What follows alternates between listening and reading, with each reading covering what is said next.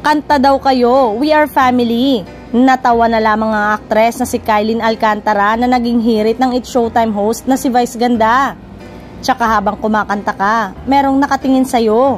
Hindi siya kumukurap. Si Darren, wika ni Kim Chiu kay Kylene matapos itong mag-perform sa nasabing noontime show. Alam niyo po kung bakit? Kasi nga, saad ni Kylene. Darren, anong feeling napapanood mo si Kylene? Tanong pa ni Kim. Syempre masaya ako kasi nakakatawid na siya dito sa atin. Syempre nasa showtime na rin siya, tugon ni Darren. Sa susunod daw, kayo ni Darren ang kumanta, kanta daw kayong We Are Family.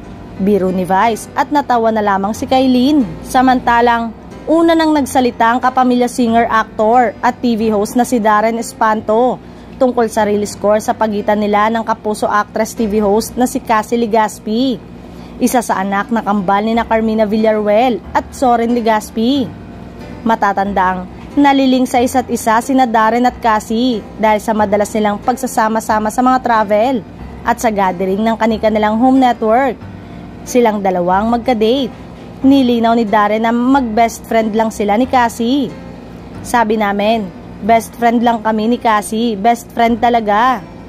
Agad rumesback ay naging usap-usapan ang cryptic Instagram post daw ng aktres na si Carmina Villarreal na bagamat wala namang binanggit na pangalang mga nakasangkot o kung ano ang konteksto nito, ay minamali siya ng mga netizen na parinig daw kay singer-actor TV host Darren Espanto.